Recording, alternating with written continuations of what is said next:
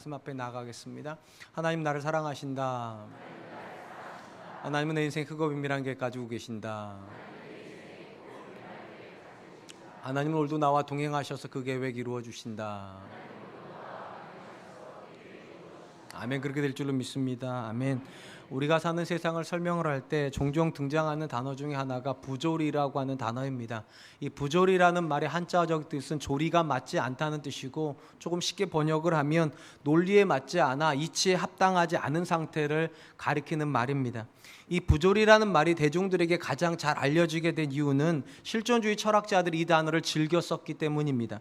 실존주의 철학자 중에 특별히 까뮈라고 하는 사람은 이제 우리가 잘 아는 많은 작품을 쓴 사람이고요. 이분은 그의 작품에서 인생의 본질 자체를 부조리라고 이해를 했고, 인생 자체가 부조리를 만들어낸다라고 그렇게 설명을 하였습니다.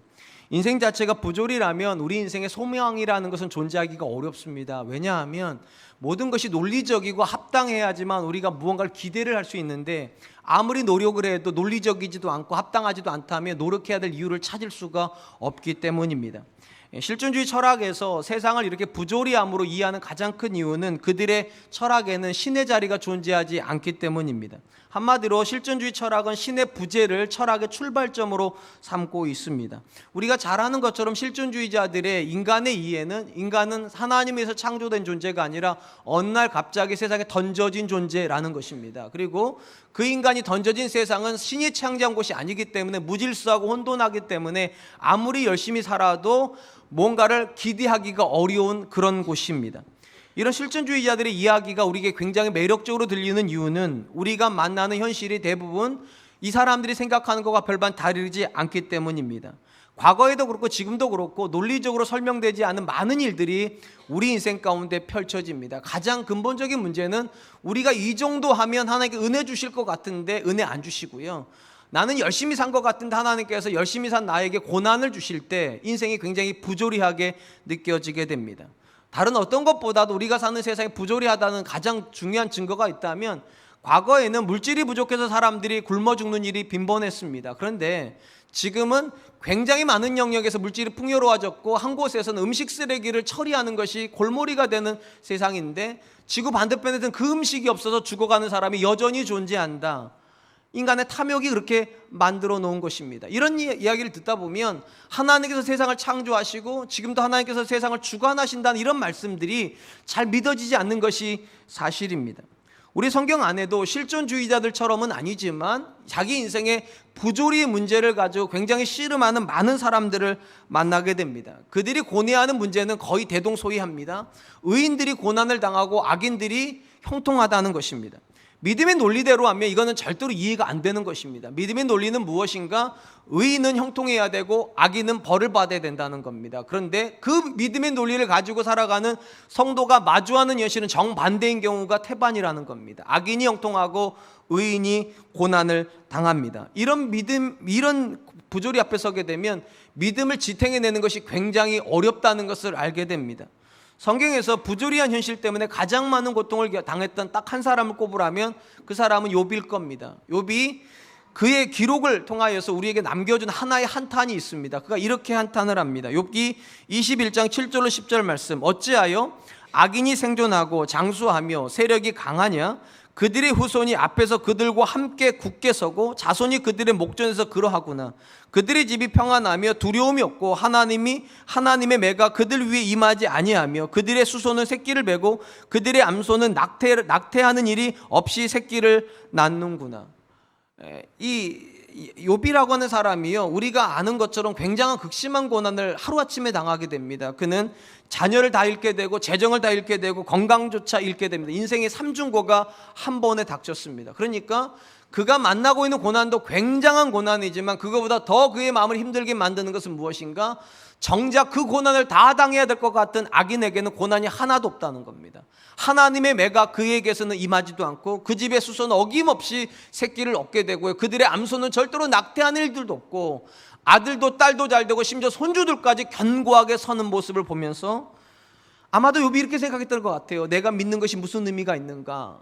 믿음이 논리대로 되지 않는데, 믿음이 내가 생각하는 대로 그렇게 펼쳐지지 않는데 과연 내가 믿음을 붙잡고 사는 것이 가능한가? 그런 점에서 성경이 말하는 믿음은 절대로 쉽지가 않습니다. 성도가 마주하는 현실이 믿음대로 가는 것이 아니라 많은 경우는 믿음과 반대 방향으로 가는 현실 속에다 넣어놓고 하나님께서 우리에게 요구하시는 거예요. 믿으라고. 그렇기 때문에 많은 경우는 믿지 않는 사람들 눈에 믿음은 허구한 사실인 것 같고 부조리한 내용인 것 같습니다. 아무리 봐도 그들이 생각하는 세상에는 하나님 계실 수가 없어요. 심지어 하나님이 계시다 하더라도 성경이 말하는 그런 하나님일 수는 없다는 거죠. 왜냐하면 성경이 말하는 하나님 선하신 분이신데 어떻게 세상을 이렇게 악하게 만들어 놓으시고 이 악한 세상에 왜 개입을 안 하시는가? 그런 점에서 우리의 믿음은 많은 경우 조롱을 당하기가 일쑤일 것입니다. 오늘 우리가 살펴보기도 본문의 말씀 역시 전도자가 악인이 형통하고 의인이 고난을 당하는 현실을 고발하는 내용으로부터 시작이 됩니다. 9절로 10절입니다. 내가 이 모든 것을 보고 해 아래에서 행하는 모든 일을 마음에 두고 살핀즉 사람이 사람을 주장하여 해롭게 하는 때가 있도다. 그런 후에 내가 본즉 악인들은 장사 지낸 바 되어 거룩한 곳을 떠나 그들이 그렇게 행한 성읍 안에서 잊혀진 바 되었으니 이것도 헛되도다. 솔로몬이 인생의 여정을 관찰을 하면서 가장 이해할 수 없다고 말하는 것은 무엇인가? 선하신 하나님께서 권력을 주는데 그 권력을 가지고 있는 사람이 선한 사람을 핍박한다는 거예요. 이건 논리적으로 안 맞다는 거죠. 왜냐하면 선하신 하나님이 권력을 주는 존재는 선한 존재여야 되고 선한 존재가 권력을 받았다면 그는 선한 사람을 핍박하면 안 되는 건데 부조리한 일이 일어났다. 논리적으로 앞뒤가 안 맞는 일이 벌어졌고 그거보다 더 놀라운 일이 무엇인가? 그렇게 다른 사람을 해롭게 한 사람들이 권력을 가지고 있다가 죽을 때는 장사 지낸 바가 되고 그 성읍에서 사람들이 그를 더 이상 기억하지 않는다. 우리가 이 말씀을 제대로 이해하려고 그러면 유대인들의 장례 문화를 이해할 필요가 있습니다. 유대인들은 한 사람이 죽으면 무조건 장례를 치러주는 것이 아닙니다. 악인들은 장례를 치러주지 않습니다. 물론 어떤 사람들은 악인들은 장례를 치러주기도 합니다. 다만 그렇게 장례를 치렀더라도 가족의 묘에는 집어넣지를 않습니다. 왜냐하면 이거 수치를 끼친 사람이니까. 근데 오늘 본문에 보면 분명히 그는 악인입니다. 그런데 사람들에게 장례가 치러졌습니다. 이 말은 사람들이 그의 존재에 대해서 인정을 했다는 거예요. 그리고 그가 살았던 흔적들을 다 기억을 안 합니다. 왜 기억을 안 하는가? 그 사람이 했던 악에 대해서 기억을 안 한다는 거예요. 솔로몬이 볼 때 그 사람은 반드시 악한 사람이기 때문에 장례가 치러지면 안 되고 심지어 죽은 다음에도 사람들은 그 사람을 보면서 저주를 해야 되는데 놀랍게도 악인인데도 사람들에게 인정을 받아서 장례가 치러지기도 하고 아무 문제가 없다는 듯이 사람은 그를 잊어버린다는 것입니다. 그렇다면 어떻게 이런 일이 가능한 것일까요? 그는 악한 사람인데 어떻게 사람들에게 인정을 받았을까? 오늘 우리 성경 본문에 이런 말씀이 있습니다. 거룩한 곳을 떠나 이렇게 되어 있는데 이 거룩한 것을 떠난다는 말의 문자적인 의미는 성소를 오고 갔다는 말입니다. 무슨 말인가? 그가 살아있는 동안에 안식일만 되면 그는 어김없이 성전에 올라갔다는 겁니다. 그리고 다른 사람들이 보는 앞에서 거룩한 기도를 드리고 거룩한 예배를 드리고 거룩한 척하면서 그렇게 살다 보니까 사람들이 그 모습을 보고서 악인인데도 속아 넘어간다는 거예요. 저 사람 의로운 사람이라고, 저 사람 착한 사람이라고. 그러다 보니까 그 사람의 실체를 알지 못한 상태에서 그 사람이 죽자 사람들이 그를 의인처럼 그렇게 장사를 지내주고 심지어 사람들이 그를 떠나보낼 때 마음의 상처도 안 받고 그렇게 떠나보낸다는 것입니다. 우리가 왜 세상을 향해서 부조리하다고 말하는가? 여기에 문제가 하나가 있습니다. 사람들이 굉장히 어리석습니다. 악한 사람을 악한 사람인 줄 모르고 선한 사람을 선한 사람인 줄 모르다 보니까 이게 섞여버리는 거죠. 조리가 안 맞아요. 논리가 안 맞아요. 악한 사람을 향해서는 철저하게 차단을 해야 되고 선한 사람을 향해서 마음을 열어야 되는데 사람이 쉽게 속다 보니까 거꾸로 해버린다는 거예요. 자기를 위하는 선한 사람을 향해서는 배척을 해버리고 자기를 해롭게 하는 악인을 향해서 마음을 열어버린다는 거예요. 그리고 죽을 때도 반대로 해버리니까 세상이 부조리해진다는 겁니다. 그러니까 사람들이 세상을 좋은 세상으로 만들 수 있는 가능성은 없습니다. 사람은 사람에 대해서 철저하게 무능하기 때문에. 그러니까 가능성은 이제 하나님에게만 남았어요. 하나님은 아시잖아요. 사람은 외모를 보거니와 나 요한을 중심을 보시니까 하나님께서 각 사람의 마음을 살피신 다음에 악한 사람을 심판해 주시고 의인은 복을 주시면 세상은 조리에 맞아질 텐데 안타까운 것은 하나님조차도 침묵을 하신다는 것입니다. 전도서 8장 11절입니다. 악한 일에 관한 징벌이 속히 실행되지 아니하므로 인생들이 악을 행하는 데에 마음이 담대하도다. 솔로몬이 사람들을 보니까 사람들은 밀어내가지고 악인들을 장사 지내주는 어리석은 선택을 하는데, 이제 하나님께 소망을 두고서 하나님은 심판하시겠지 하는 거 보니까 하나님 어떻게 하시는가? 악인들을 심판을 안 하니까 사람들이 악을 행하는데 마음이 더 담대해진다는 거예요. 점점 더 부조리해진다는 것입니다. 우리가 사는 세상에서는요, 아무리 큰 죄를 지어도 그의 죄가 성립이 되지 않으면, 쉽게 말하면 사람들에게 드러나지 않으면 우리는 그걸 죄라고 여기지를 않습니다. 그러니까 법치주의 국가의 가장 큰 맹점이 무엇인가? 들추어지지 않는 죄에 대해서는 심판하지 않는다는 겁니다. 우리가 아는 것처럼요, 우리 주변에는 미제 사건이라 불리는 사건들이 있습니다. 분명히 일은 일어났는데 누가 그 일을 했는지를 모르는 사건들이에요. 이게 미제 사건이고, 이게 장기로 흘러가게 되면 이제 장기 미제 사건이라고, 해결이 안 된 사건으로 보류를 하죠. 우리가 잘 아는 것처럼 화성 연쇄 살인 사건, 분명히 죽은 많은 여자들이 있는데 누가 죽였는지를 몰라요.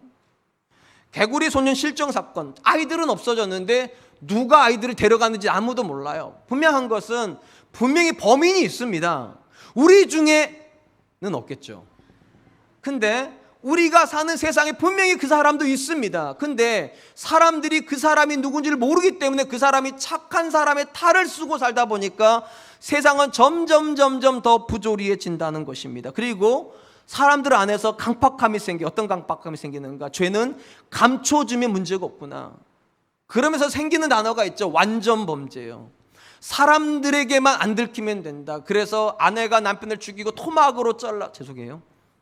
쓰레기 봉투에서 화분해서 여러 군데다가 버리면 흔적이 없어지니까, 남편은 없었지만 흔적이 없어지면 심판받지 않는다, 죄인으로 정죄되지 않는다, 그런 생각들을 한다는 것입니다. 분명한 것은 이러다 보니까 거룩하지 않은 사람들이 거룩한 사람으로 둔갑을 하고, 선한 사람이 사람들의 오해를 받아서 나쁜 사람으로 반대면에서 둔갑을 하는 그런 일들이 벌어져요. 그러니까 장례도 치러지는 것이고 사람들이 상처도 안 받고 그렇게 떠나 보낸다는 것입니다. 그러다 보니까 솔로몬이 답답한 거예요. 세상이 이렇게 돌아가도 되는가? 여러분 생각하시기에 신앙과 윤리의 차이가 무엇이라고 생각하십니까? 분명한 것은 신앙하고 윤리는 대치되는 개념은 아닙니다. 왜냐하면 신앙 안에 윤리가 존재해요. 그래서 저는 모든 윤리적인 사람이 크리스찬은 아니지만 모든 크리스찬은 반드시 윤리적이어야 된다고 믿습니다. 그러니까 예수님 믿는 사람은 좋은 사람이어야 됩니다. 주변 사람들이 볼 때 예수님 믿는 사람은 착한 사람이다, 우리 예수님 믿는 부장님은 참 좋은 분이다, 우리 예수님 믿는 선생님은 참 좋은 분이다, 이게 맞아야 돼요. 근데 그럼에도 불구하고 윤리하고 신앙은 차이가 있습니다. 어떤 차이가 있는가? 시선의 차이가 있습니다. 모든 윤리는 기본적으로 사람의 시선으로부터 출발을 합니다. 그러니까 우리가 윤리라고 말하는 건 이런 거예요. 다른 사람들이 나를 어떻게 생각할까? 이게 윤리의 기준이에요. 그러면 신앙은 무엇인가? 다른 사람의 시선이 아니라 하나님의 시선이 기준입니다. 사람들이 아니라 하나님은 나에 대해서 무엇이라고 말을 할까? 이 두 가지는 비슷해 보이지만 굉장한 차이를 만들어냅니다. 윤리하고 신앙의 가장 큰 차이를 만들어내는 현장은 어디인가? 아무도 나를 모르는 그 현장에 서 있을 때입니다.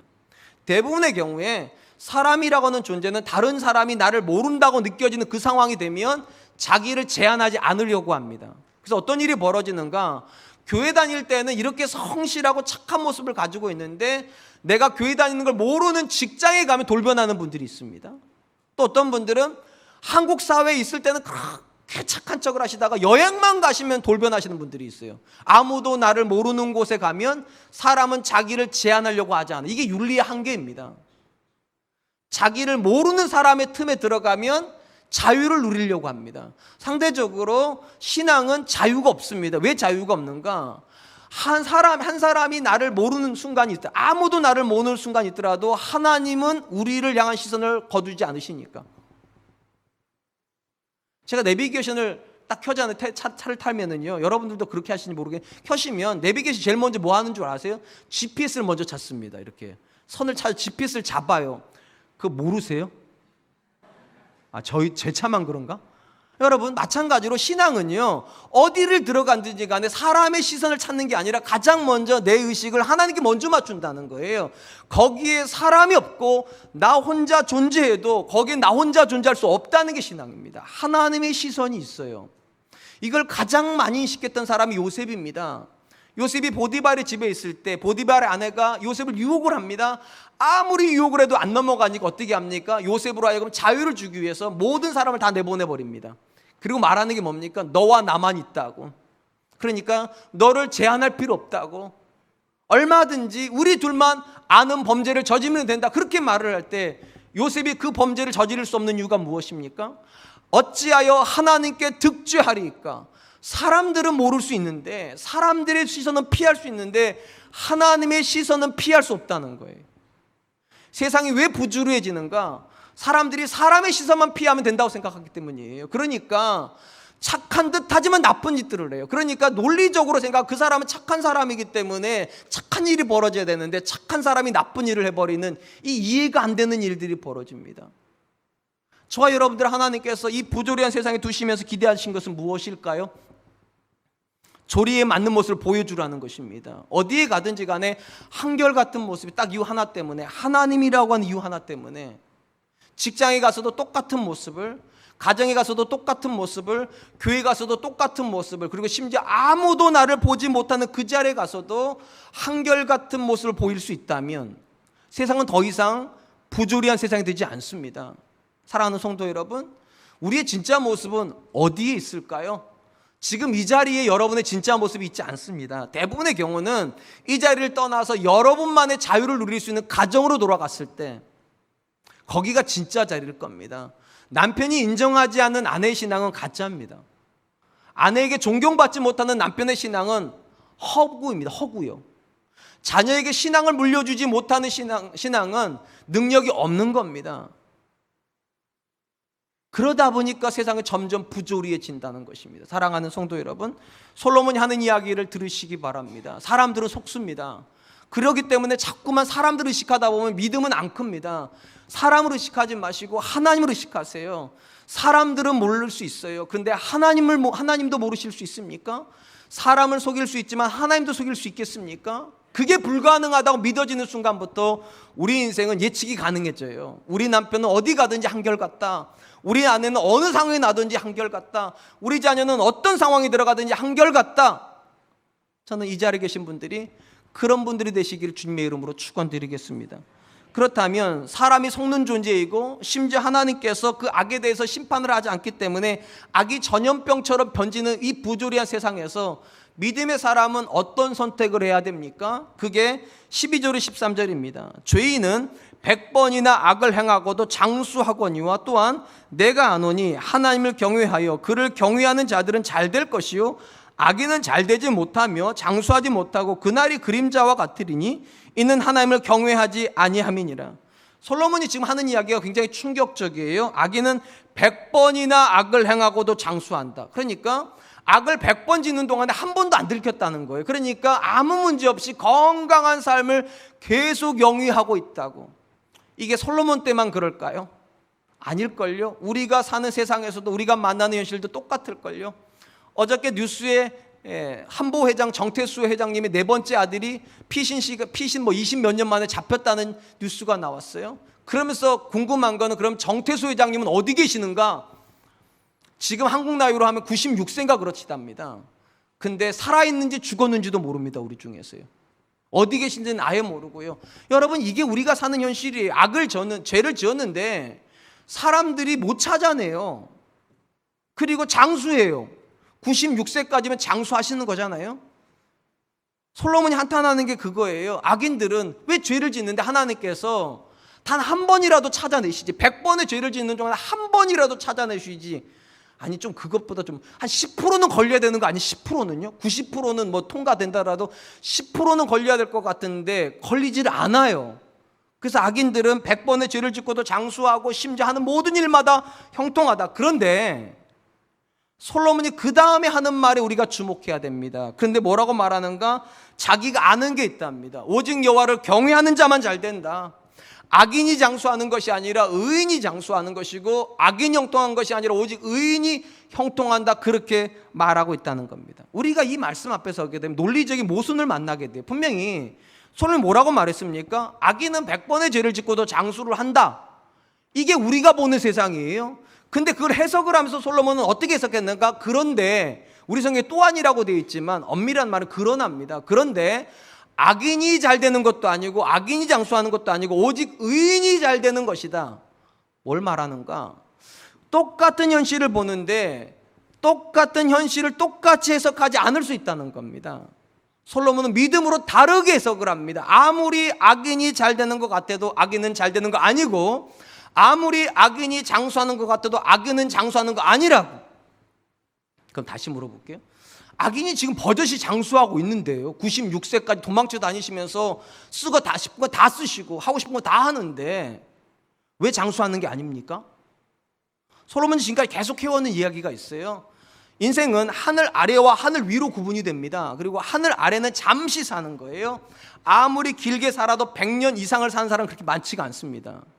이 땅은 한계가 있어요. 유한한 세상이고 진짜는 하늘 위의 삶입니다. 그러니까 장수라고 하는 개념은 사실 하늘 위의 삶이에요. 우리는 그거를 영생이라 부르는 겁니다. 근데 솔로몬이 하는 얘기가 뭔가, 사람들의 기준으로 악인이 장수하는 것처럼 보이지만 성경적 관점에서 보면 진짜 장수를 놓쳐버렸다는 겁니다. 이 땅에서 모든 죄를 짓는 동안에 그는 하늘의 삶을 포기해버렸다는 겁니다. 그렇기 때문에 그는 장수하는 것 같지만 장수하지 못한 사람이라고. 그러니까 솔로몬의 생각은 이런 겁니다. 성도가 세상을 향해서 해석하는 게 달라야 된다는 거예요. 그냥 오래 사는 게 장수인가? 그냥 돈을 많이 버는 게 성공인가? 그게 아니라는 거예요. 전혀 다르게 해석을 해야 된다고. 악인들의 장수는 장수가 아니고 악인들의 성공은 성공이 아니다. 왜 그렇습니까? 그게 복이 아니라는 거예요. 왜 복이 아닌가? 성경이 말하는 복은 딱 하나의 기준이기 때문입니다. 여호와께 가까이 함이 내게 복이라. 그러니까 누군가가 오래 살면 살수록 하나님께 더 가까워지고 있다면 오래 사는 건 복입니다. 근데 오래 살면 살수록 나이가 들면 들수록 하나님께 멀어진다. 장수는 저주입니다. 누군가가 돈을 많이 벌면 벌수록 하나님께 가까워진다. 돈은 복입니다. 근데 돈을 많이 벌면 벌수록 하나님께 멀어진다. 돈은 저주입니다. 누군가가 행복하기 때문에 더 하나님께 가까워진다면 행복은 복입니다. 근데 행복하기 때문에 점점 하나님께 멀어진다. 행복은 저주입니다. 제가 교회 안에서 만나는 굉장히 많은 분들 중에 패밀리이즘이 있어요. 패밀리이즘. 가족이 신앙이고 가족이 믿음이고 가족이 사상인 분들이 있어요. 남편만 잘 되면 된다. 자녀만 잘 되면 된다. 우리만 행복하면 된다. 그건 신앙 아닙니다, 여러분. 신앙의 본질은 하나님이요. 내 자녀에게 하나님이 가까워져야 그 자녀가 복이고요. 우리에게 하나님이 가까워져야지 그 물질이 복이고요. 우리가 하나님 앞에 가까이 있을 때만 성공은 진짜 성공이에요. 그러니까 솔로몬이 하는 얘기가 뭔가, 악인은 성공한 거 아니라는 거예요. 왜냐? 악해져 가지고 점점 하나님께 멀어지는데 어떻게 악인이 성공한 거냐는 거예요. 그들의 관점에서나 성공한 거고 그들의 관점에서나 장수하는 것이지 어떻게 믿음의 관점에서 그들이 성공했다고 평가할 수 있겠냐는 거예요. 우리가 이런 이야기를 듣다 보면 이런 생각을 하게 됩니다. 악인들이 형통한 것이 복입니까? 아니면 악인들이 고난받는 게 복입니까? 사실은 악인들이 고난받는 게 복입니다. 왜 그렇습니까?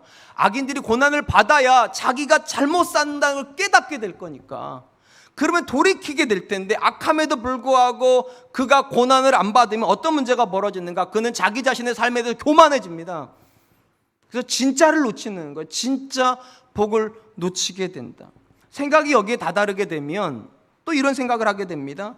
악인이 형통한 삶을 살게 되고 의인이 고난의 삶을 살고 있다는 것이 실존주의자 철학자들처럼 이게 신의 부재에 대한 증거가 될 수 있는가?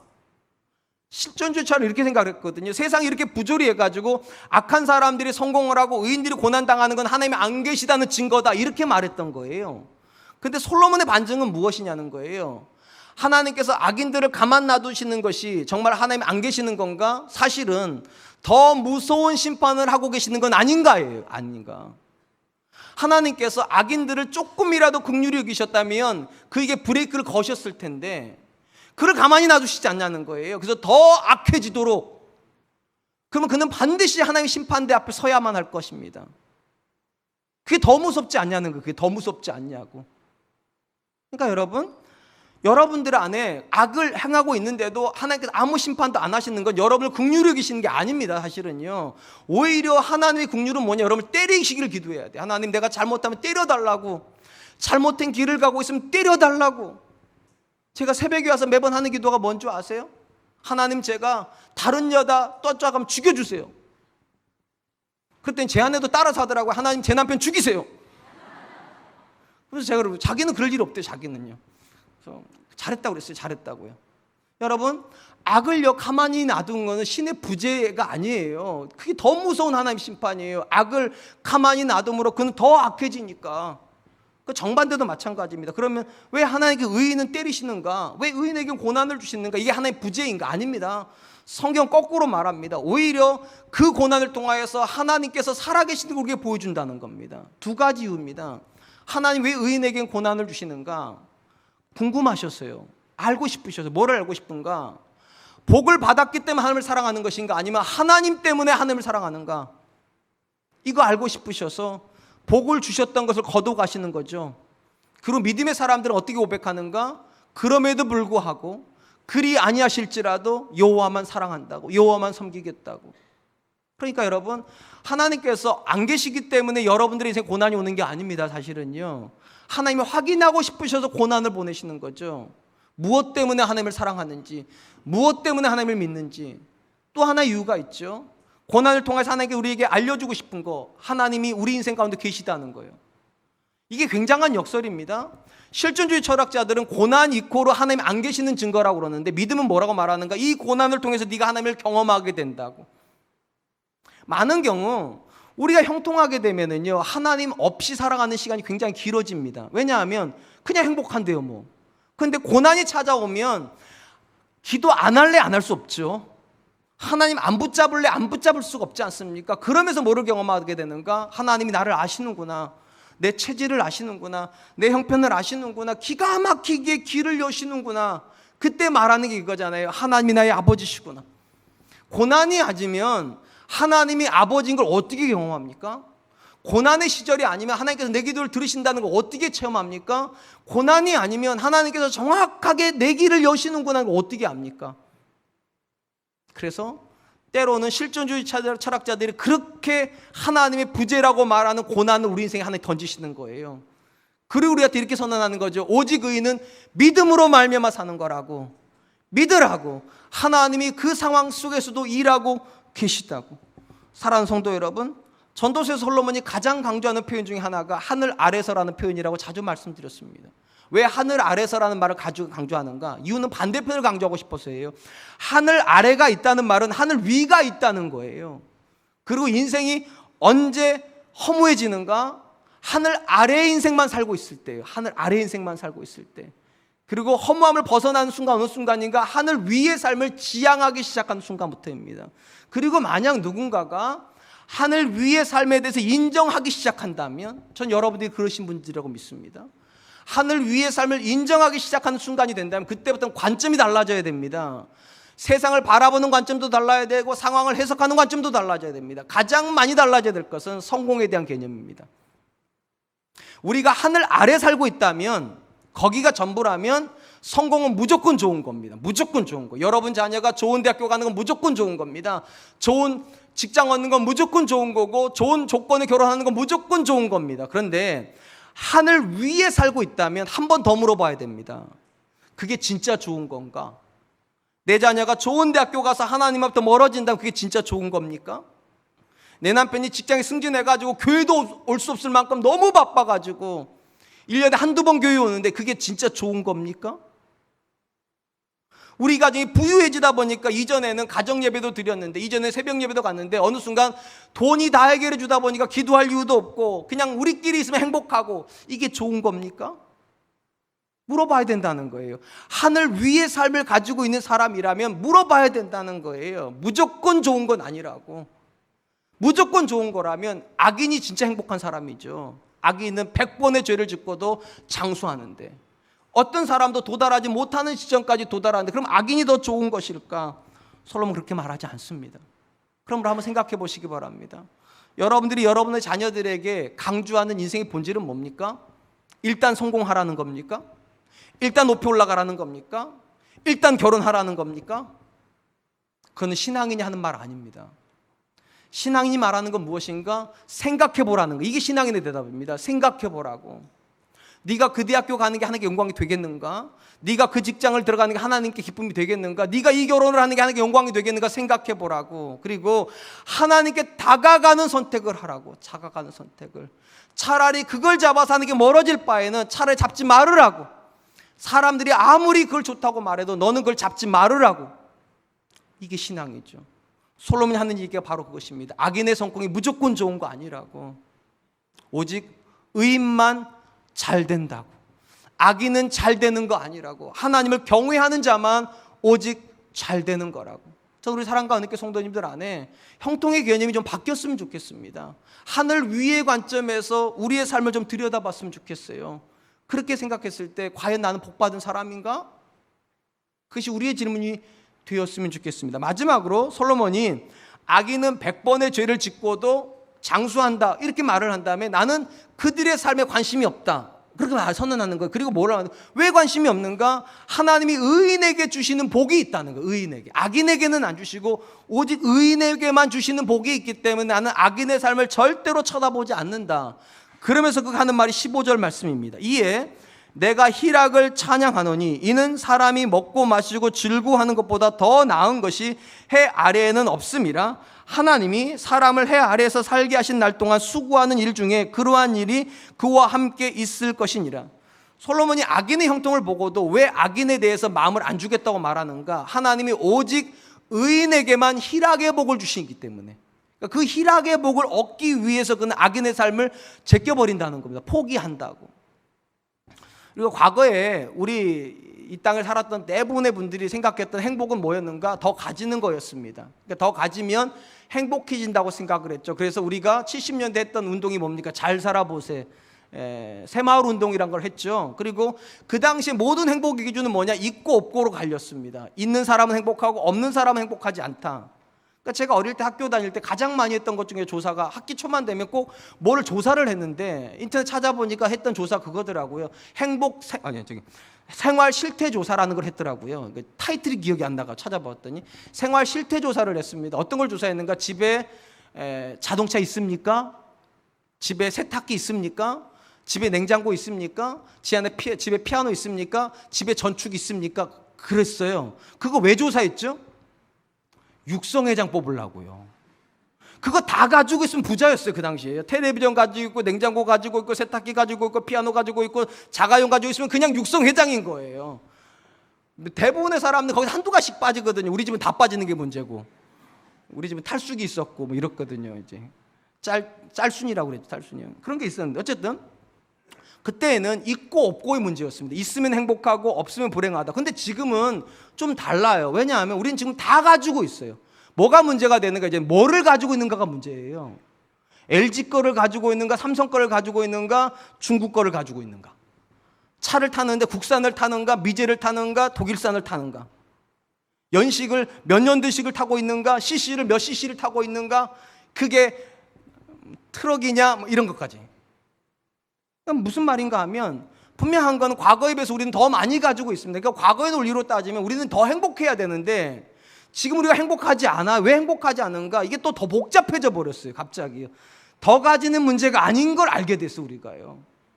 제가 이런 생각을 했어요. 만약에 어릴 때 내가 앞으로 30년 뒤에 나는 자가용도 끌고 있을 것이고 집에 오면 냉장고가 날 기다리고 있을 것이며 텔레비전은 풀 HD가 나올 것이며 그리고 내가 아파트에 살 것이다 걸 알았으면 저는 이렇게 생각했을 거예요. 30년 뒤에 정원주는 엄청 행복하겠구나, 너무 좋겠다 이렇게 생각했을 거예요. 근데 그때도 저는 행복하지 않았고요. 사실은 지금도 그렇게 생각만큼 행복하진 않습니다. 물론 설교하려고 약간 부정한 거예요. 이상하죠? 그때 생각할 때 분명히 30년 뒤에 저는 분명히 행복해야 되는데 왜 제가 행복하지 않습니까? 이유는 간단합니다. 견눈질을 하고 있기 때문입니다. 우리 집에 있는 텔레비전 볼 때는 아무 문제가 없어요. 근데 장로님 집에 가서 커브도 60인치를 보고 있는 순간 우리 집 텔레비전이 아니구나. 제 차를 탈 때는 아무 문제가 없어요. 근데 벤츠를 딱 타는 순간 내 차는 장난감이구나. 우리 집에 냉장고를 열 때는 아무 문제가 없어요. 근데 남의 집에 가가지고 바깥에서 냉장고에서 얼음이 나오는 걸 볼 때 우리 집 얼음은 냉장고 안에 있는데 이 집은 냉장고 바깥에 얼음이 나오는구나. 우리 집에서 정수기 물 먹을 때는 아무 문제가 없어요. 근데 남의 집에 갔더니 정수기 갔더니 커피도 나와요. 거기서 이 집은 커피도 나오는구나. 그럼 갑자기 내가 가지고 있는 것이 안 가지고 있는 것이 돼버려요. 가지고 있는데 나도 차 가지고 있고, 나도 냉장고 가지고 있고, 나도 텔레비전 가지고 있고, 나도 정수기 가지고 있는데 어느 순간에 그들 걸 쳐다보다 보니까 내 거가 없어져 버리는 일이 벌어져요. 솔로몬이 지금 본문에 강조하는 게 그거예요. 하나님께서 우리에게도 다 주셨습니다. 근데 문제가 뭔가 자꾸만 그들의 것을 곁눈질한다는 거예요. 그리고 성도가 가장 많이 곁눈질하는 대상은 누구입니까? 교회 바깥에 있는 세상 사람들이에요. 그러니까 인생이 부조리해질 수밖에 없죠. 한 번만 생각해 보세요. 여러분, 교회 바깥에 있는 사람들은요, 하늘 아래만 살기 때문에요, 그들은 악을 행하는데 담대할 수밖에 없어요. 왜냐? 어차피 끽해야 이 땅만 사는 거니까. 안 걸리면 장땡이니까 최대한 악을 동원해서라도 최대한 많은 걸 긁어 모아야 됩니다. 그래서 그들은 우리보다 훨씬 많은 걸 가져가기 유리해요. 그런데 문제는 이겁니다. 우리가 그들처럼 살 수 있습니까? 하늘 위를 믿고 있는 사람인데. 여러분, 사람 죽이실 수 있어요? 남의 남의 등을 쳐면서까지 그렇게 성공하실 수 있어요? 천국 가서 뭐라고 말하시려고요? 다른 사람 눈에 눈물 뚝뚝 흘리게 만들고 나서 천국 가서 뭐라고 말하시려고요? 우린 그거 못해요. 그러면 그들을 쳐다보면 안 되는 거예요. 그들처럼 못 살기 때문에. 근데 참 문제는 뭐냐? 그들처럼 못 사는 우리가 그들을 자꾸만 쳐다보고 부러워한다는 거예요. 저 집 아들은 서울대 갔다는데, 저 집 남편이 뭐 승진했다는데, 저 집은 이번에 차 바꿨다는데, 저 집은 이번에 냉장고 얼음 나오는 걸 바꿨다는데. 하나님 말이 이런 거예요. 무슨 의미가 있냐는 거예요. 그들처럼 살 수 있냐는 거예요. 못 살아요. 못 사는데 왜 그들을 쳐다보냐는 거예요. 여기 시선을 거두라는 거예요. 솔로몬 얘기가 100번의 악을 짓고도 장수하는 그들 왜 쳐다보냐는 거예요. 거기서 시선을 거둬야지만 오직 의인에게 주시는 희락을 누리기 시작한다. 기가 막힌 것은 우리에게도 하나님 주신 게 있어요. 서울대 못 갔어도 여러분의 자녀 주셨잖아요. 여러분, 얼음이 바깥에 나면 뭔 상관이야? 안에 있는데 좀 열면 되지 그거. 커피가 안 나면 어때요? 사 먹으면 되지 그거. 근데 그거 쳐다보다가 내게 주신 거 다 놓치고 원망하고 불평하고 진짜 주신 희락은 다 놓친다면 그게 더 미련한 거 아니냐는 거예요. 솔로몬이 하는 이야기는 그겁니다. 시선을 거두라고. 너는 그들처럼 못 사는 사람이라고. 그러니까 그들이 받은 걸 가지고 네가 못 가졌다고 말하지 말으라고. 희락은 그렇게 오는 게 아닙니다. 하나님이 내게도 주셨다고 믿어야 희락이 오는 거예요. 그들이 가지고 있는 것 그게 전부가 아니라 내게 주신 게 진짜라고 믿어야지만 희락이 오는 거예요.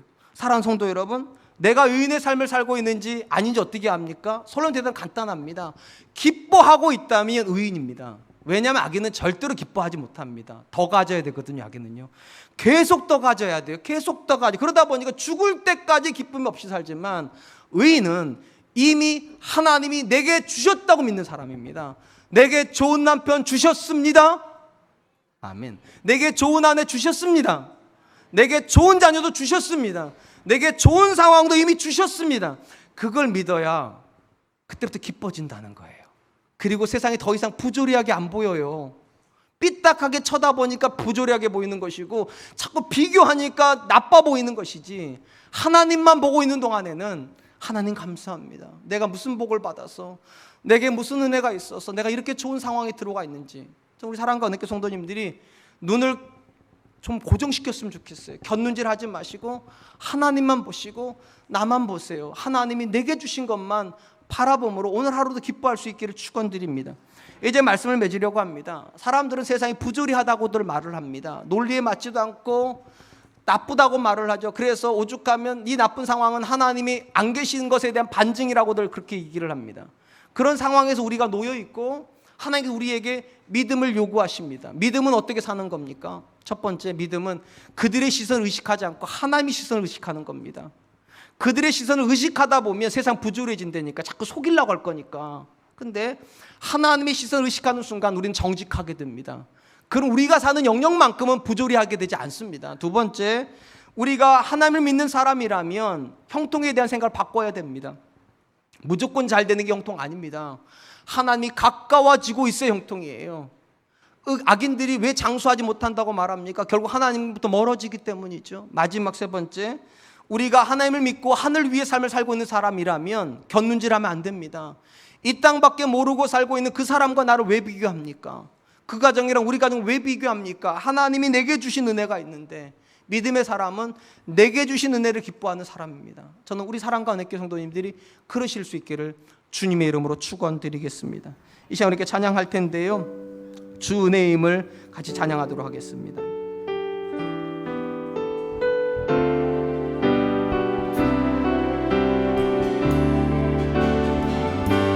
주 나의 모습 보네, 주 나의 모습 보네, 상한 나의 맘 보시네. 주 나의 눈물 안에, 주 나의 눈물 안에 홀로 울던 맘 아시네. 세상 소망 다 사라져가도, 세상 소망 다 사라져가도 주의 사랑은 끝이 없으니, 살아가는 이 모든 순간이 주의 힘을 나는 믿네. 주 사랑 내게 있네. 주 사랑 내게 있네. 그 사랑이 날 채우네. 주 은혜 내게 있네. 주 은혜 내게 있네. 그 은혜로 날 세우네. 세상 소망, 세상 소망 다 사라져가도 주의 사랑은 끝이 없으니, 살아가는 이 모든 순간이 주의 힘을 나는 믿네. 세상 소망, 세상 소망 다 사라져가도 주의 사랑은 끝이 없으니, 살아가는 이 모든 순간이 주의 힘을 나는 믿네.